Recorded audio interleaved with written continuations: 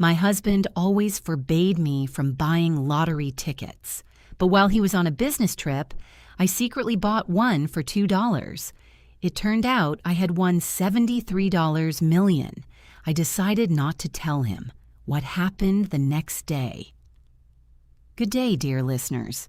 It's Maria again. I'm glad you're here with me. Please subscribe to my channel and like this video.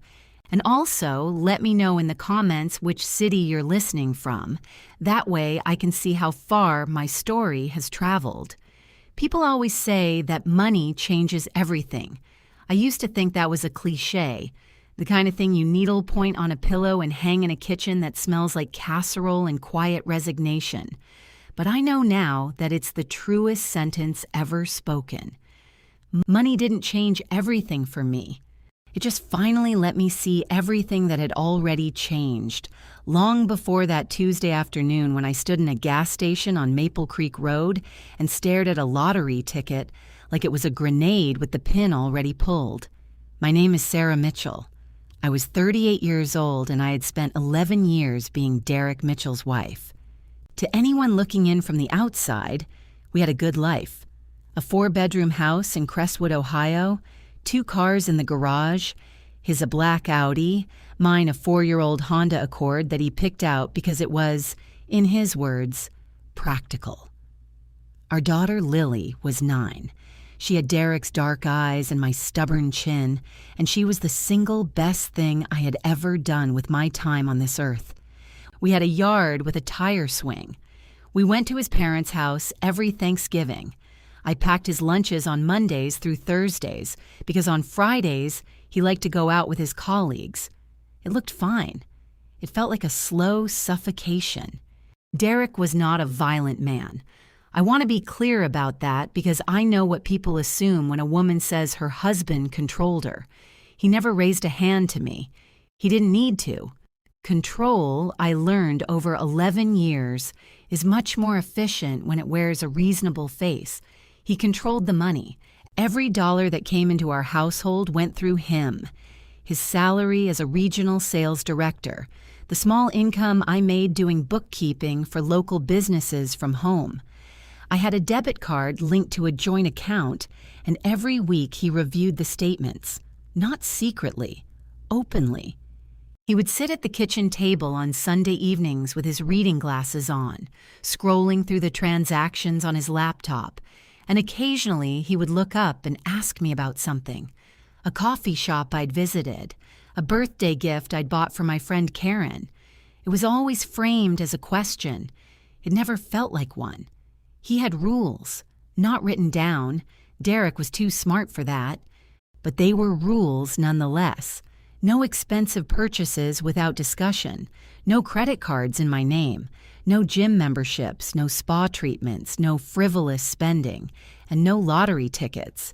That last one he had stated explicitly, more than once. It's a tax on people who can't do math, he liked to say.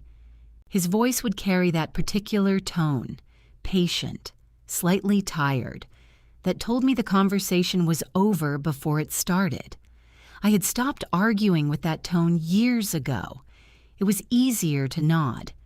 The thing is, I had always been drawn to lottery tickets, not out of greed, or maybe a little out of greed, but mostly out of something more complicated. They represented a door, a possibility, a world where the next 5 minutes could be entirely different from every 5 minutes that came before. When you live inside a life that feels like it was built around you rather than by you, a $2 ticket feels less like gambling and more like breathing. The week Derek left for his sales conference in Phoenix, something shifted in me. He kissed my cheek at the door, told me not to forget to pay the cable bill, and rolled his suitcase down the front path. I watched his Audi pull out of the driveway, and I stood in the doorway for a moment longer than necessary, listening to the silence of the house settle around me. That afternoon, I dropped Lily at her friend Emma's for a sleepover, drove to the Shell station on Maple Creek Road, and stood at the counter for what felt like a full minute before I said it. "1 Powerball, please." The cashier, A teenager with a nose ring named Becca, according to her badge, slid the ticket across the counter. I paid $2 in cash. I drove home. I put the ticket in the front pocket of my planner, which Derek never touched, and I told myself it was nothing. A little rebellion. A private joke between me and no one. I forgot about it for 2 days, and then it was Thursday morning. Lily was at school. I was sitting at the kitchen table with my second cup of coffee, and I pulled up the Powerball website on my phone because I had seen the notification about the drawing results. I checked the numbers once. Then I checked them again. Then I set my coffee cup down very carefully because my hands had started shaking so badly I was afraid I would drop it. 5 white balls, 7, 14, 23, 38, 52. Powerball, 19. I had all 6. $73 million. $73 million. And my husband was in Phoenix, and he had spent 11 years telling me that lottery tickets were a waste of money, and I was sitting alone in my kitchen in Crestwood, Ohio, on a Thursday morning in October, trying to remember how to breathe. I didn't tell anyone that day. I sat at that kitchen table until the coffee went cold and the morning light shifted across the linoleum floor, and I did something I hadn't done in years. I thought, slowly, carefully, without interruption, without a voice in the background telling me what was practical. The first feeling wasn't joy. I want to say it was, because $73 million should feel like joy, shouldn't it? But the first feeling was fear. Pure, physical, stomach-dropping fear. Because my brain, trained by 11 years of living with Derek Mitchell, immediately went to the practical question he always asked when I spent money. How did you get that? I picked Lily up from school at 3:15, made spaghetti, helped her with her math homework, read her 2 chapters of her book at bedtime. I kissed her forehead and turned off her lamp and walked back to my own bedroom and lay on top of the covers with my clothes still on, staring at the ceiling. The ticket was in my planner. The planner was on the kitchen counter, $73 million folded into the front pocket between a grocery list and a reminder to call the dentist. What would Derek do if he found out? I ran through the scenarios with the precision of a woman who had spent a decade learning to anticipate his reactions. The first scenario, I tell him immediately, we claim the money together. We celebrate. I could see his face, the brief shock, and then the rearrangement, the careful repositioning as the information settled into his sense of himself. He would become the manager of it. He already managed everything else. The money would become his project, his domain, his proof that he had always been right about the importance of financial oversight. And I would become, if possible, even smaller than I already was. The second scenario was worse.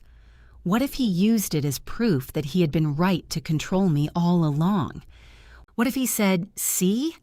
I told you, you can't manage things without structure." What if the money simply became a larger cage?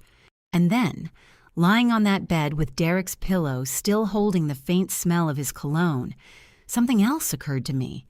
Something I had been carefully not thinking about for approximately 2 years. His phone. 6 months earlier, I had seen a text on his screen. I hadn't meant to. He had left it face up on the nightstand and the screen had lit up while he was in the shower. It was from a contact saved only as R.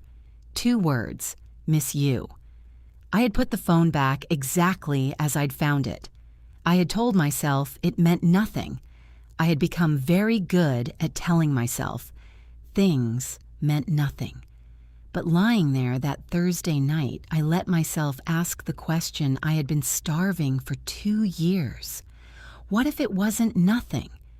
If I claimed that money jointly in Derek's state of mind, in our state of marriage, what legal claim would he have? I didn't know. I knew nothing about lottery law, nothing about marital property, nothing about how $73 million worked its way through a family court system. I had spent 11 years trusting someone else to know things like that. I got up at 2 in the morning and opened my laptop at the kitchen table. I searched quietly, carefully. Lottery winner, married Ohio. What happens to money? Marital property, Ohio lottery. Can husband claim lottery winnings wife bought? What I found made me sit very still for a long time. In Ohio, lottery winnings acquired during a marriage are generally considered marital property in divorce proceedings. That meant Derek could, under certain circumstances, have a legal claim to a portion of the money, even though he had not known about the ticket, even though I had bought it with cash I had set aside from my own bookkeeping income, $2 at a time over 3 months, saving it like contraband. But there were ways to protect it. Anonymous trusts, LLCs, legal structures that could hold the winnings outside of direct marital property if handled correctly before any claim was made. The internet was full of general information, but I needed someone specific. I needed a lawyer, not a general family lawyer, a financial attorney who worked with lottery winners. I wrote down 3 names from a forum I found for lottery winners in the Midwest. Then I closed the laptop and sat in the dark kitchen for a while longer. Lily's drawing from last week was on the refrigerator, a crayon house with a yellow sun and 4 stick figures, all holding hands. She had labeled them Mommy, Daddy, Me, and inexplicably, a figure she had identified as Dog, though we did not own a dog. I stared at that drawing and I thought about what kind of life I wanted to show her was possible. I thought about being 38 and already feeling 70. I thought about Sunday nights and the laptop and the debit card statements and the tone of voice that ended conversations. I thought about a text that said "Miss you" from someone named R. And somewhere between 2:30 and 3 in the morning, I stopped being afraid and started being something else entirely. I was going to claim that ticket, but I was going to do it my way. I was going to talk to a lawyer before Derek got home from Phoenix, before I said a single word to anyone, before I let anyone else's hands touch this thing that had fallen out of the sky into my $2 pocket on a Tuesday afternoon. For the first time in 11 years, I had a plan that was entirely mine. I went to bed at 3:15. I slept better than I had in years. The next morning, I called the first name on my list, Patricia Owens, of Owens and Garfield Financial Law, downtown Cincinnati. I told a receptionist that I had a sensitive lottery matter and needed a consultation as soon as possible. There was a pause on the line, the kind that suggested the receptionist had heard a lot of things, but not quite that. And then she offered me a Friday appointment at 9 a.m. I drove an hour to Cincinnati with the ticket in a sealed envelope inside my purse, and I sat across from Patricia Owens in a corner office that smelled like good coffee and careful thinking, and I told her everything. Patricia was 60, trim, with silver hair cut close to her head and reading glasses on a beaded chain. She listened without interrupting. When I finished, she set her pen down and looked at me over the rim of her glasses with an expression that I could only describe as professionally unsurprised. "First," she said, "don't lose that ticket. Second, you need to understand that Ohio is an equitable distribution state. That means in a divorce, the court divides marital assets fairly, not necessarily equally, but based on contribution, circumstance, and timing." "Can he claim it?" I asked. "He can try," she said. "The argument would be that the money you used to purchase the ticket came from marital income. Your bookkeeping earnings, even if deposited separately, could be characterized as marital funds. But there are structures we can put in place." She outlined 2 options.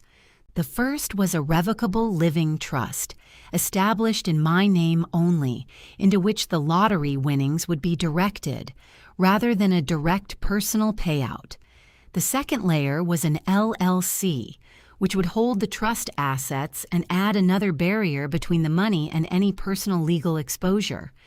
It would take several weeks to set up properly, but the Lottery Commission in Ohio allowed a 90-day window for winners to claim their prizes. I had 86 days left.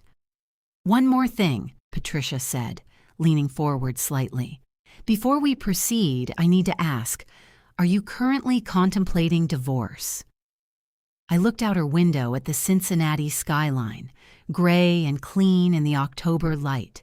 "I don't know yet," I said. "I'm currently contemplating information." She nodded as if that was the most sensible answer she'd heard all week. "Then let's start the paperwork." Derek came home from Phoenix on Saturday evening. I had dinner ready, roast chicken, his preference, and the house was clean, and Lily ran to the door and hugged his legs. He patted her head and kissed my cheek and set his suitcase by the stairs, and we had dinner like a normal family. I watched him across the table. Did he look different? No. He looked exactly like Derek. Dark-haired, square-jawed, confident in the particular way of men who have never seriously questioned their own judgment. He asked Lily about school. He told me the conference had gone well. He mentioned a new sales territory he was angling for. I smiled and refilled his water glass and asked if he wanted more chicken. "You seem quiet," he said later when Lily was in bed. "Tired," I said. "Long week." He accepted this with the slight nod of a man who didn't particularly want to dig deeper, and turned back to the football game on television. But something had changed, and I think he felt it the way animals feel weather, not as a thought, but as a shift in pressure. He glanced at me once more during the second quarter, a look that was brief and assessing, and then he looked away. It was the following Tuesday that I found the evidence I had been almost looking for. Derek had left his laptop open on the kitchen counter while he showered. I told myself I wasn't going to look. I told myself it for about 45 seconds, and then I opened the browser. His email was logged in. And in the inbox, third from the top, was a message from an address I didn't recognize. rbennett1987@gmail.com. The subject line read, "When are you back in Phoenix?" My hands were steady when I clicked it. Steadier than they had been when I'd found the lottery numbers, which surprised me and also didn't. The email was 2 paragraphs. The first was casual. "It was so good to see you. I keep thinking about dinner at that place on Camelback Road." The second was less casual. "I will not reproduce all of it here, even now, because some things once read cannot be unread, and I have chosen to carry only the weight that is necessary. What I will say is that it was clearly not the first email, and it was clearly not the first dinner on Camelback Road. Her name was Rachel Bennett." I took a photograph of the screen with my phone. Then I closed the laptop exactly as I'd found it, put my phone in my pocket, and went to the back porch. I stood there in the cold October air, and I breathed, slowly and deliberately, until my heartbeat returned to something that felt like my own. Here was the thing. I was not entirely surprised, and my lack of surprise told me more about the state of our marriage than anything Rachel Bennett had written. A woman who is surprised by her husband's infidelity is a woman who still believed, on some level, that the marriage was real. I stood on that porch and realized I had stopped believing that somewhere around year 7, maybe year 8, and had simply not given myself permission to act on it. I had permission now. I went inside, put the chicken in the oven for dinner, and texted Patricia Owens. "I have additional reasons to move forward. Can we schedule a follow-up this week?" Her reply came within the hour. "Thursday at 10. Come prepared to discuss next steps. I set my phone face down on the counter and hummed something under my breath while I chopped vegetables, and I felt, for the second time in 2 weeks, surprisingly, almost frighteningly calm. Patricia and I met 3 times in the weeks that followed. By the third meeting, the Maple Creek Family Trust, named quietly after the road where I had bought my ticket, was established and registered. The lottery claim was filed through the trust, handled by Patricia's office, away from any public record that would connect directly to my name. Ohio allows lottery winners to claim anonymously through a legal entity. Patricia had done this before. She knew every step. The claim was processed in 22 days. $73 million minus federal and state taxes settled into the trust as a lump sum election of approximately $41 million. $41 million in an account that existed in the name of a trust, which was controlled by me and managed by a financial firm Patricia recommended. I filed for divorce on a Wednesday morning in November, 18 days after I had stood on that back porch in the cold. Derek was served at his office. I know this because Patricia's process server confirmed the time of delivery, 11:14 a.m., and because Derek called my cell phone at 11:22. I let it go to voicemail. Then I picked up Lily from school, took her to her favorite diner for grilled cheese and chocolate milk, and listened to her tell me about a project she was doing on the solar system. She wanted to make Saturn's rings out of cardboard and aluminum foil. I told her that sounded perfect. Derek's second call came at 4:07 p.m. I let that one go to voicemail too. His third call, at 6:48, I answered. "What is this?" His voice was controlled in the way it always was when he was working very hard not to be loud. "Sarah, what is this filing? What are you doing?" "I think the documents are fairly self-explanatory," I said. I was in the kitchen. Lily was upstairs finishing homework. "We haven't even talked about this. You can't just... This is insane. I'm coming home." "You live here," I said. "You can come home. But I'd prefer you didn't raise your voice in front of Lily." He didn't come home that night. He stayed at his mother's. Carol Mitchell arrived at my front door on a Friday afternoon 2 weeks after the filing. Carol was 64, a retired school administrator, a woman who had spent 40 years being right about everything and had raised a son in her own image. She had never particularly liked me. I had always been, in her estimation, pleasant enough but insufficiently ambitious, which was a rich accusation from a woman who had spent her career optimizing other people's children rather than examining her own.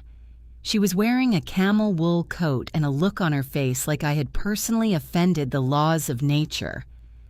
"I'd like to talk to you," she said. "Come in," I said. I had known she was coming. Patricia had warned me. The family will mobilize. Be prepared. She sat at my kitchen table, the same table where I had found the lottery numbers, where I had sat up until 3 in the morning making my plan, and she folded her hands and she looked at me. "Derek told me about a trust," she said. "A lottery trust. Sarah, what have you done?" I looked back at her. "I won the lottery," I said, "and I protected the winnings through legal means." "You hid money from your husband." Her voice was careful. "Do you understand how that looks? A judge will not look kindly on a wife who deliberately conceals assets during..." "The trust was established before the divorce filing," I said. "The winnings are separate property, purchased with personal funds outside of our joint account. My attorney is very confident in our position." She leaned forward. "You're making a terrible mistake. Derek is willing to be reasonable. There's no reason for this to go to court. If you drop the filing..." "I won't be dropping the filing." "If you drop the filing," she continued, as if I hadn't spoken, "and you bring this money into the marriage properly, Derek is willing to work on things. Counseling. A post-nuptial agreement that protects both of you. This doesn't have to be a war. A war. As if 11 years of quiet erosion had been a peace. Carol, I said, and I was surprised by how steady my voice was. I appreciate you coming. I know this is hard for your family, but I need you to hear me clearly. This decision is made. If Derek wants to contest the divorce terms, his attorney can contact mine. She stared at me for a long moment. Something crossed her face. Surprise, maybe, or the recalibration of a woman who had underestimated what she was dealing with. She stood, pulled on her gloves, and walked to the door. With her hand on the frame, she turned back. "This money will ruin you," she said. It was meant to sound like wisdom. It sounded like a threat. "Maybe," I said, "but at least it'll be my ruin." She left. I stood in the kitchen and listened to her car pull away, and then I sat down, put my face in my hands, and let myself shake for exactly 5 minutes. Not from fear, or not only from fear, from the strange, almost electric sensation of having said true things out loud, in my own home, without apologizing for them. I called my sister, Dana, in Pittsburgh. "I need to come stay with you for a few days," I said. "I'll explain when I get there." I packed a bag for myself and one for Lily, loaded the car, and drove east on Fire 76 as the sun went down behind us. I turned the radio up and Lily fell asleep in the back seat, and I drove and breathed and tried for 3 days to simply exist without planning anything. I mostly succeeded. Derek sent flowers on a Tuesday. Lilies, and I wasn't sure if the choice of flower was deliberate or accidental, but either way it felt like a poorly aimed gesture. The card read, "I miss you. I miss us. Can we just talk?" I put the flowers in a vase because Lily liked them. His next attempt was a text message 3 days later. "I've been thinking a lot. I know I wasn't always easy to live with. I take responsibility for that. But Sarah, we could do so much together with this money. Think about what we could build. For Lily, for all of us." I read it twice and put the phone in my pocket. Think about what we could build. There it was, the fundamental misunderstanding at the heart of Derek Mitchell's character. Even in a moment that called for humility, he had framed it as a project, an opportunity, something to be built, presumably with him as the general contractor. He had not said, "I love you." He had not said, "I made terrible choices and I am sorry." He had said, "Think about what we could do with the money." He hadn't changed. He had simply repositioned. I did not reply. His attorney sent a letter to Patricia's office the following week, outlining Derek's claim that the lottery ticket had been purchased with marital funds, and that the trust was an improper attempt to conceal marital assets. Patricia read it, set it down, and said, "This is a standard opening position. We'll respond." She did not appear worried. I decided to follow her lead. Dana lived in a row house in Lawrenceville, the kind of neighborhood that had been gritty 20 years ago and was now full of coffee shops and murals. She was 42, divorced herself for 6 years, and she had an uncanny ability to sit across from a person in crisis and simply be present without filling the silence with advice or reassurance or her own feelings about the situation. I had always loved her for that. She poured wine on the first night and let me talk for 2 hours without interrupting, and at the end she said, "You know what I keep thinking about?" "What?" "Sunday nights. You used to call me on Sunday nights sometimes, when Lily was little, and you always sounded, I don't know how to describe it, like you were calling from inside a very small box." I looked at her. "You never said anything." "You didn't ask." She turned her wine glass slowly. "I figured you knew what you were doing." People have to figure out their own boxes. I laughed, which surprised me. It surprised her, too, I think. I also called my friend Karen Petrocelli, who'd been my closest friend since college and who had met Derek exactly 4 times over 11 years because Derek had described her as chaotic, which was his word for any person who could not be categorized neatly. Karen drove down from Columbus on a Saturday, and the 3 of us, Dana, Karen, and I, sat in Dana's small kitchen eating takeout Thai food, and I told them everything. The ticket, the trust, the lawyer, Rachel Bennett, and the email I had photographed. Karen was quiet for a moment when I finished. Then she looked up and said, "I want to be very clear about something.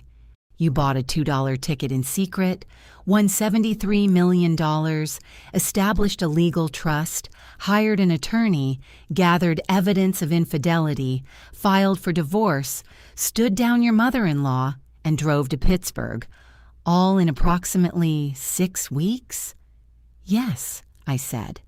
"Sarah," she said, "where has this person been for 11 years?" It was the right question. I didn't have a perfect answer. But sitting in that kitchen with these 2 women, my sister who had always known something was wrong, my friend who had been waiting for me to see it, I felt something I hadn't felt since before I'd gotten married. I felt like myself, not the polished, careful, mistake-minimizing version of myself that I had built for Derek's household, the actual one. The woman who had made a $2 bet on her own future and somehow, improbably, won. I stayed in Pittsburgh for 5 days. I took Lily to the Children's Museum. I slept 8 hours a night. I ate breakfast without anyone reviewing my choices. When I drove back to Crestwood on a Thursday morning, I was not the same woman who had left. And I think, when Derek saw my face the following week through the window of his car, parked at the curb outside the house on a pretense I had not authorized, I think he saw it too. They arrived on a Sunday afternoon in December, a week before the holiday break, when the neighborhood was strung with lights and Lily was at Emma's birthday party until 4. I had not invited them. Derek texted at noon, "Mom and I are in the area. Can we come by? We just want to talk." I consulted Patricia's standing advice. Never refuse a conversation in front of witnesses. Always document everything. And I texted back, "You can come by at 2. Stay in the kitchen." Carol came in first, which was, I thought, intentional. She was the softer face, the maternal angle. She was carrying a tin of cookies that she set on the counter, and she looked around my kitchen as though assessing flood damage. Derek followed. He was in jeans and a gray sweater, and he looked tired in a way that I registered without sympathy. He sat at the table. I remained standing. "We're not here to fight," Carol began. "We know this has been hard on everyone." "I appreciate that," I said. "Derek has been in counseling," she continued. "He's been doing a lot of thinking. Haven't you, Derek?" Derek leaned forward, his forearms on the table. "Sarah, I know I wasn't always present. I know there were problems.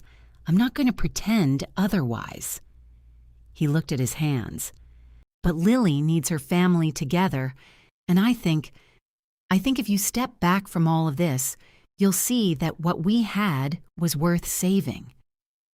"I don't think what we had was a marriage," I said pleasantly. "I think it was an arrangement." Carol's mouth tightened. "That's a very cold thing to say." "It's an accurate thing to say," I said. "And I'd rather we're accurate with each other since we've apparently decided to be honest today." Derek looked up. The trust is not up for discussion. It's marital money, Sarah. My attorney disagrees." "Your attorney?" He stopped himself, breathed. I watched him perform the act of composure, the same act I had watched him perform 100 times over dinner tables and at family gatherings, and I felt something I had never quite felt before in his presence. Pity. Not softening pity. Clinical pity. The kind you feel for a mechanism that is working exactly as it was designed to, but toward a purpose that no longer applies. Carol leaned in. If you pursue this all the way through court, it's going to be public. People will know. The neighborhood, the school, Derek's work. Do you want Lily growing up with people knowing her family went through this? There it was, the fulcrum of the manipulation, exposed. I looked at her. Lily is going to grow up knowing her mother protected herself and her future, I said. I'm comfortable with that. You're being selfish, Carol said. The warm facade had cracked now. I could hear the real voice underneath it, the one that had always been there beneath the casseroles and the careful pleasantries. This isn't just about you. This money affects all of us. It really doesn't, I said. Derek stood up abruptly. His chair scraped on the tile. You think you're so smart now, he said, and his voice had changed. It was harder, rougher, the voice he usually kept for other men. You think because you have some money now, you have all the power. But you don't know what you're getting into, Sarah. You don't know who you're dealing with. I looked at him. He was bigger than me, and he was angry, and he was standing in my kitchen, and he was, in that moment, trying to remind me of all the ways he had always been larger than the space I occupied.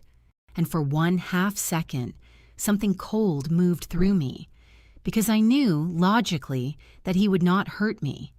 But logic is slow, and history is fast, and 11 years had left certain reactions in my body that were older than thought.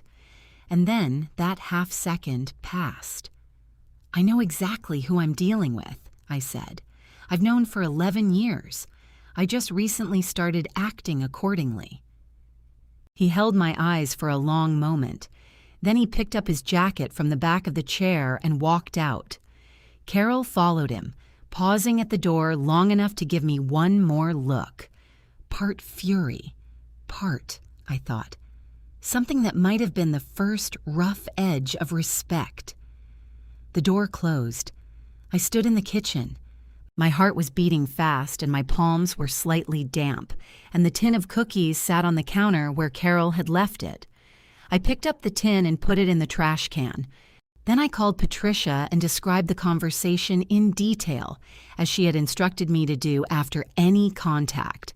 The fear I'd felt when Derek stood up, I held on to it, not to frighten myself, because it told me something important. This was real. The stakes were real.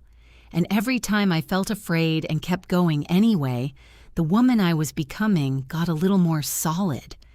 The hearing was scheduled for January 14th in the Hamilton County Domestic Relations Court in Cincinnati. It was a gray Tuesday morning, the sky the color of old pewter, and I wore a navy blue suit that Dana had helped me find at a shop in Pittsburgh. Fitted, quiet, nothing that shouted or apologized. I sat beside Patricia at the plaintiff's table, and I arranged my hands in my lap, and I breathed through my nose, and I looked at the room. Derek was already seated at the respondent's table with his attorney, a man named Graves, who had a reputation, according to Patricia, for aggressive tactics and a confidence that occasionally outpaced his case preparation. Derek was in a charcoal suit. He did not look at me when I came in. His mother was in the gallery. I had expected that. Karen was in the gallery too, which I had not expected but was genuinely glad for. She gave me a small nod when I turned, and I felt that nod somewhere in my chest. Derek's attorney led with the trust. He argued fluently and at some length that the lottery ticket had been purchased using funds that were, by legal definition, marital assets, that my bookkeeping income, however modest, flowed through our household economy and could not be cleanly separated from joint funds, and that the establishment of the Maple Creek Family Trust had been an act of deliberate concealment designed to circumvent equitable distribution. It was a solid argument. Patricia had told me it would be. She let him finish. Then she stood up. She entered 3 pieces of evidence in rapid succession. First, my bank statements from a personal account Derek had not known about, opened at a credit union in Milford, in my name only, 5 years earlier, where I had deposited small amounts of cash from bookkeeping clients who paid by check or cash. The account had accumulated over 5 years approximately $4,000, entirely separate from any joint account, entirely sourced from my own professional work, improperly classified by Derek as household income because he had never known it existed. The $2 for the ticket had come from this account. Patricia established this clearly and without drama. Second, a financial expert's affidavit confirming that the funds used to purchase the ticket were traceable solely to this personal account and had no legal connection to joint marital funds. Third, documentation of the financial control structure Derek had maintained throughout our marriage, joint account reviews, his exclusive control of all investments, correspondence, emails he had sent me over years, in which he had explicitly denied me access to certain accounts and instructed me not to make purchases above specific thresholds without his approval. Patricia framed this carefully, not as emotional testimony, but as evidence of a financial dynamic relevant to the court's assessment of what constituted equitable distribution. Derek's attorney objected 3 times. The judge, a woman named Honorable Patricia Chen, I've always appreciated that coincidence, sustained 1 objection and overruled the other 2. Then Patricia introduced the photographs of the email from Rachel Bennett. Derek's attorney had not known about Rachel Bennett. I saw it in the way Graves leaned toward Derek, the brief, urgent whisper, the slight pallor that moved across Derek's face as he stared at the printed photographs Patricia had placed into evidence as Exhibit G, Ohio, is a no-fault divorce state, and technically, marital infidelity does not determine asset distribution. But Patricia had not introduced the infidelity for the purpose of asset division. She introduced it to contest Derek's assertion, made in his earlier declaration, that he had worked consistently to support and maintain the marital partnership, and that I had, unilaterally and without cause, decided to dissolve the marriage. Your Honor, Patricia said, the respondent's own declaration asserts that there was no cause for this divorce, that my client acted without justification and in bad faith. We would submit that Exhibit G, and the pattern of correspondence it represents constitutes direct rebuttal of that characterization. Judge Chen looked at the exhibit. Then she looked at Derek. Mr. Mitchell, she said, your declaration states that you were unaware of any breakdown in the marital relationship prior to being served with divorce papers. Is that correct? Derek's attorney started to speak. Judge Chen held up one hand, a single, flat, efficient gesture, and looked at Derek directly. Mr. Mitchell. Derek looked at the photographs. He looked at the table. There were some difficulties, he said. Some difficulties, she repeated. Graves leaned over and spoke quietly. Derek nodded tightly and said, I'd like to revise my declaration. You're welcome to do so through proper channels, Judge Chen said. She made a note. It came apart after that. Not dramatically, not in the way of films, where everyone gasps and a gavel bangs and someone confesses everything with their hands shaking.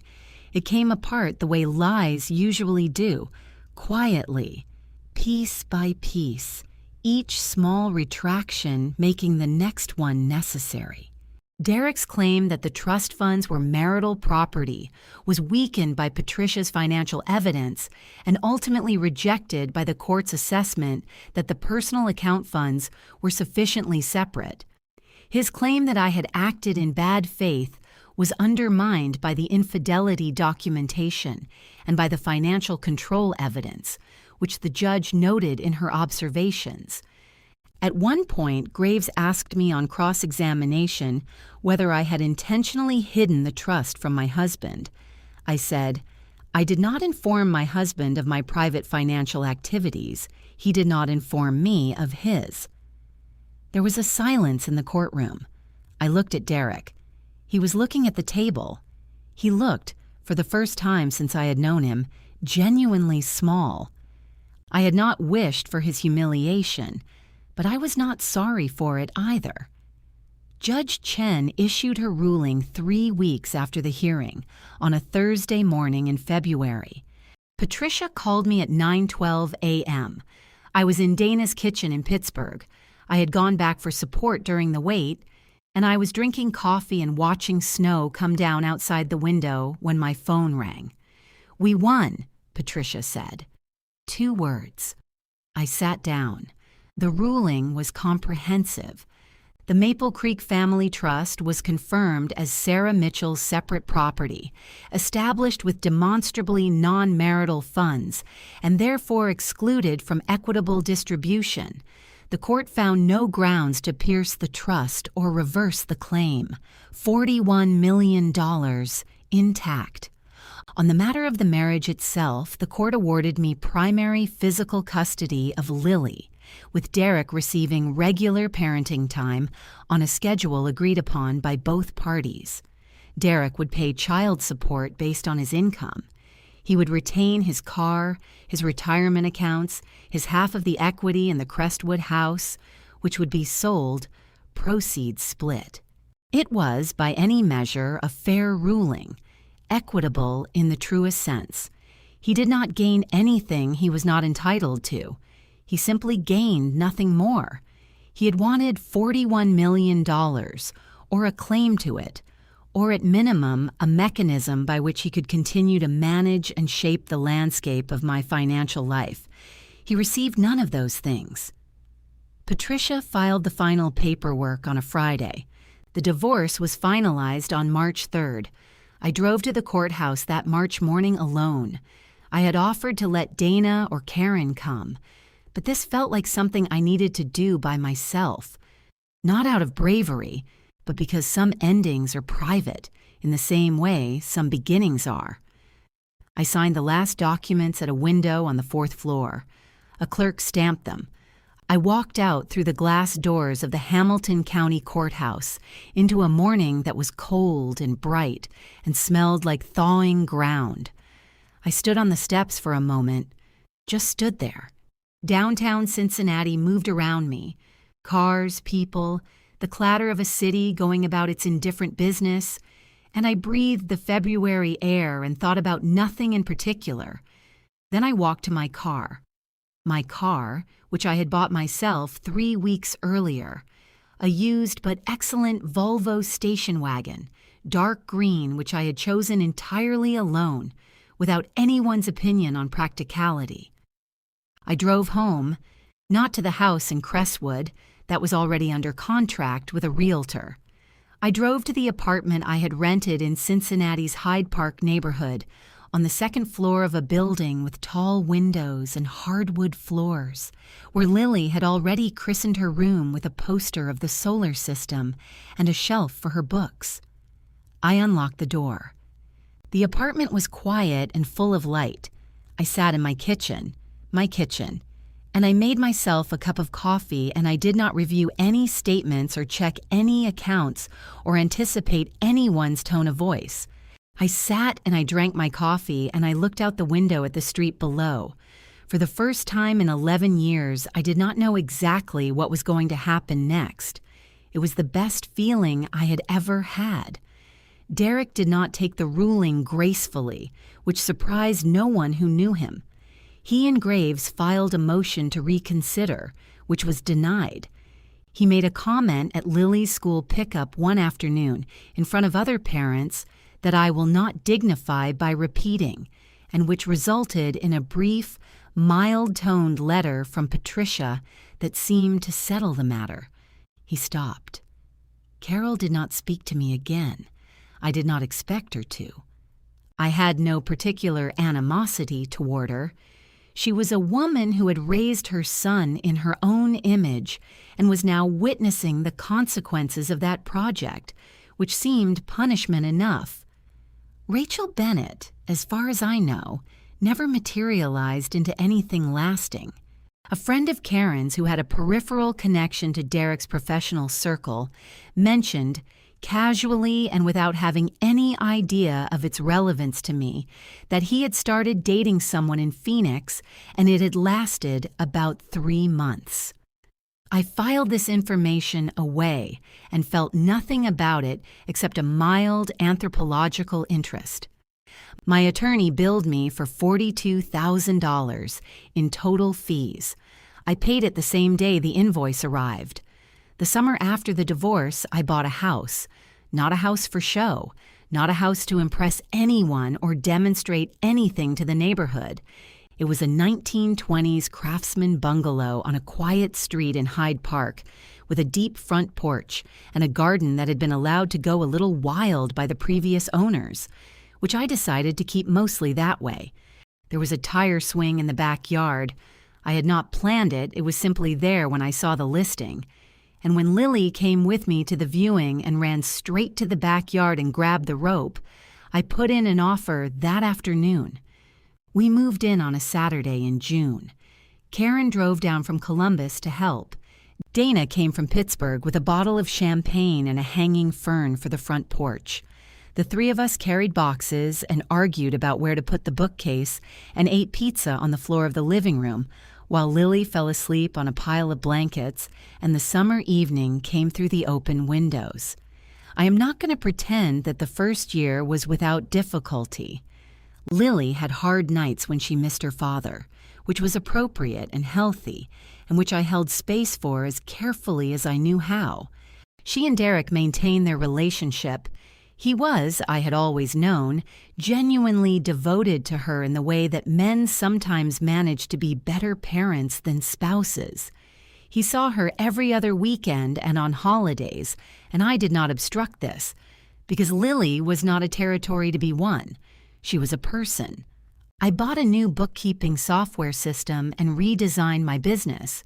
Expanded it, actually, from a handful of local clients to a practice that served small businesses across 3 counties. I hired a part-time associate. I took a financial planning course at a community college on Tuesday evenings, not because I needed it. Patricia had connected me with excellent investment management, but because I had spent 11 years having financial things managed for me, and I wanted to understand them myself. I found I had a genuine aptitude for it. This did not surprise me as much as it probably should have. I started running in the mornings, 3 miles along the river, before Lily woke up. I was not fast and I was not graceful, and I did not care about either of those things. I ran because it turned out that having 45 uninterrupted minutes in my own body in the early morning air, moving at a pace I chose, was one of the best things I had ever discovered. I bought the dog. Lily named him Biscuit. He was a mid-sized mutt from the county shelter with enormous ears and the disposition of someone who had decided, firmly and without reservation, that life was good. He was right. I learned, through the slow-traveling network of mutual acquaintances that connects people in any mid-sized American city, what became of Derek in the years that followed. He was passed over for the promotion he had been angling for, the new sales territory, which I suspected had something to do with the domestic disruption of the preceding year, though I had no confirmation of this. He moved into a downtown apartment, which by several accounts he found less satisfying than he had expected. He went on several dates that did not develop into anything lasting. He joined a men's networking group, which seemed, from the outside, to function primarily as a support system for men recalibrating their sense of importance. He was not ruined. Derek was too competent and too stubborn to be ruined. But the particular structure of his life, the house, the wife, the financial domain, the Sunday night account reviews, the orderly apparatus through which he had organized his sense of self, was gone.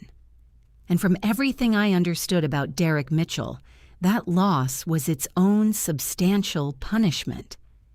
Carol retired from a volunteer board she had sat on for 15 years after a disagreement with the new leadership, the specifics of which I heard secondhand and found richly unsurprising.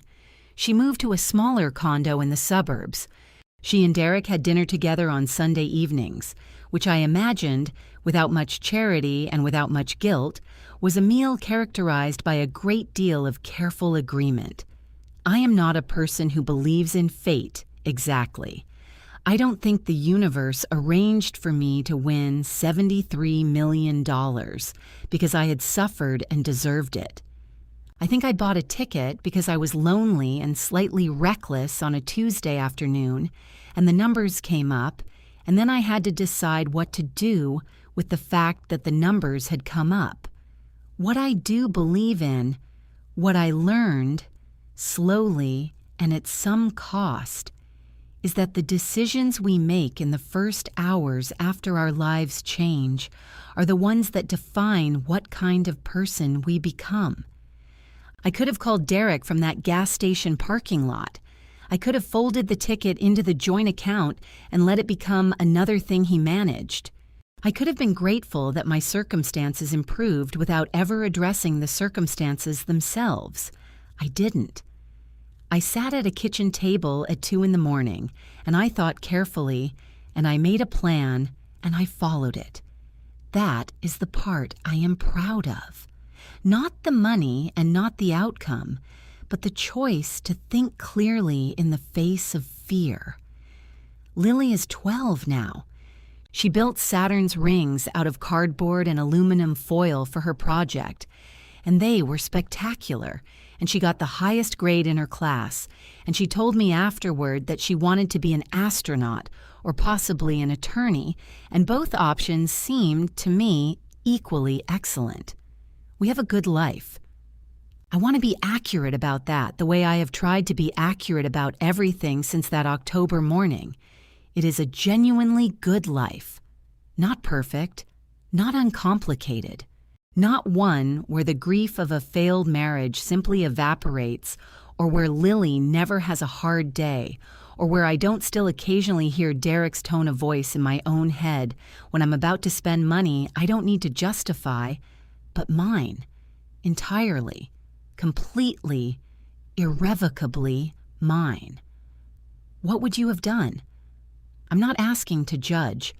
I'm asking because I think most of us have a moment, maybe not a lottery ticket, but something where we are handed a chance to choose ourselves. And the question is whether we recognize it when it comes. If this story stayed with you, I'd love to know your thoughts in the comments.